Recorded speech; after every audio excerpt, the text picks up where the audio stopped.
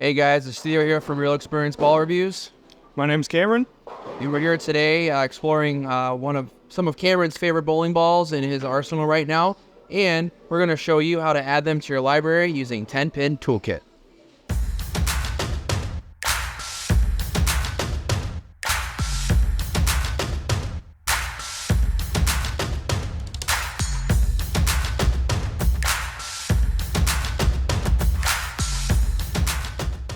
Hey guys, just before we begin, start talking about Cameron's arsenal, please feel free to like and subscribe to Real Experience Ball Reviews. And I'd like to give a huge shout out to Radical Restore Extreme Bowling Ball Cleaner, located out in Detroit. Great family. They have great products, great ball cleaner. Make sure those bowling balls stay nice and squeaky clean. And then also we have the DH Lab bowling products. So they have chamois. They got lots of accessories. They got ball cups. They got everything. So as you can see here, they have these ball spinners, different colors, and they can customize it to your need. And it's really easy to clean with too. They don't kind of get stuck when you spin them. So really nice, durable pieces of equipment. Yep. Cool. So I guess we're going to start off a little bit, Cameron. So let's talk about your arsenal here. So it looks like you got 5 bowling balls. They're all Motiv bowling balls. So is that what you primarily throw right now? Yep. As of right now, all of my equipment is Motiv. To me, that's just the best ball reaction that I've got out of any of the brands. So I decided to stick with them.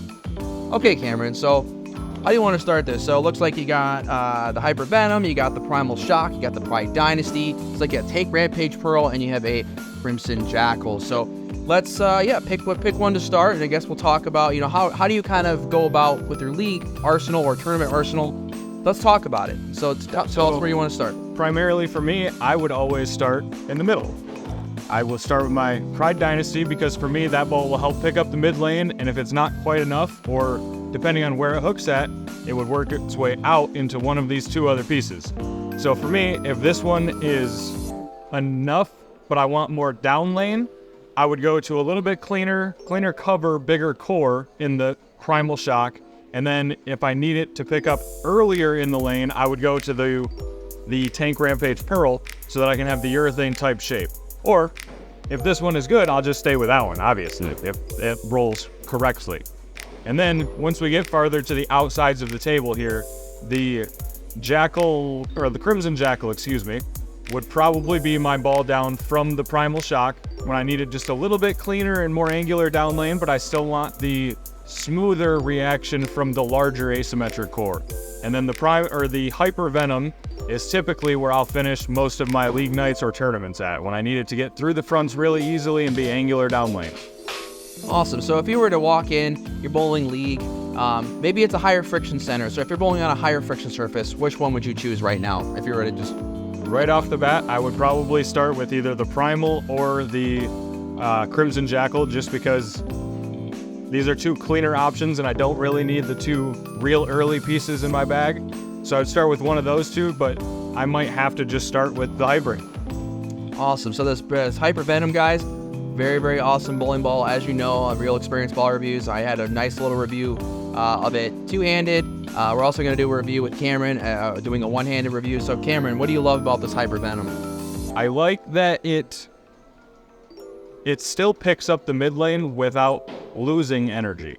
It'll still get down lane easy enough, but it doesn't miss the spot like I've had a lot of the weaker end pearls do. Got you. And looks like you have the Primal Shock here. So how would you compare? Do you have a Venom Shock as well, just in your arsenal in general? Yeah. Okay, yeah. So how do you compare that Venom Shock to this Primal Shock? 'Cause that's another question I get from a lot of people. How would you compare the Primal to your Venom? Oh, well, I'll be honest, I'm not the biggest fan of my Venom Shock, but the Primal Shock, the larger core in it, tends to help it stand up in the mids a lot better, which is where I like to see my ball hook. So it will be a rounder shape, but it still covers just as many boards. Got you. And of course, this Pride Dynasty, that's that bigger, slower, kind of chuggier ball. So if you're bowling on those really flat pattern guys when they're really tough, having a bowling ball like this is always really, really good. Whereas if you're bowling on something that's like 45 feet and there's a ton of oil and you're throwing something like this, you might see a little bit too much length. It might just go behind the head pin way too much, right? That's when you need something like this. Or if it's a little bit flatter, maybe a little bit shorter, you can go with, right, the Tank Rampage Pearl. Yeah. Yep. Got you. All right, so again, Cameron went over some of his bowling balls here. Really, really great pieces from Motiv Bowling. So if you were to talk about like earliest ball motion to the latest ball motion, so where would you start? Really early. I normally keep this at either 500 or 240 grit just because it's a urethane shape and that's what I want to see.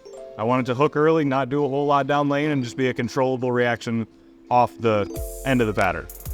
Then I would go into this. Normally this is at 1000 grit when it's clean, and I actually, like, if I was bowling a tournament, this would actually be clean and it would have surface on it, because I'm trying to do essentially the same thing as urethane, but not to the same extent. I'm trying to have it stand up in the mids and be very controllable off the back of the pattern. And then normally I would jump down to the primal shock, and this would obviously be clean, which it'll be clean with our affiliate link sponsor down there after we're done with this video. And it would be, the difference here is about a 2-in-1, 3-in-2-ish. This one is just a little bit more angular down lane, picks up a little bit later. And then that's about the same jump coming back over to the Crimson Jackal. It's about 3-in-2 off that, where this will get through the mids and through the heads a little bit easier, but be quicker down lane once you're trying to start to get left and make the angle and have to carry the 10 without plaque 10ing every time once you get far enough left. And then usually this one doesn't really die on me, but once I feel like it's just too much and it's trying to do too much down lane, I would go to the Hyper Venom, which is the longest shape. It'll be the easiest for me to get through the fronts and still make easy motion down lane without having to try to force this one to get through it. Awesome. All right, guys, so I really, really hope you enjoyed. You know, this is Cameron's arsenal. Again, he's been a Motiv guy for the longest time. Guy throws a great ball. Really hope you guys enjoyed this little rundown of what he's currently throwing. Again, huge shout out to our sponsors, Motiv Bowling, DH Lab, Radical Restore Street Ball Cleaner, 12 Bagger, Kulik, Spectrum Lanes, Bike Marks Pro Shop. All you guys are amazing. So again, hope you guys enjoyed the video, and yeah, go out and get you guys some of these Motiv bowling balls. They're amazing.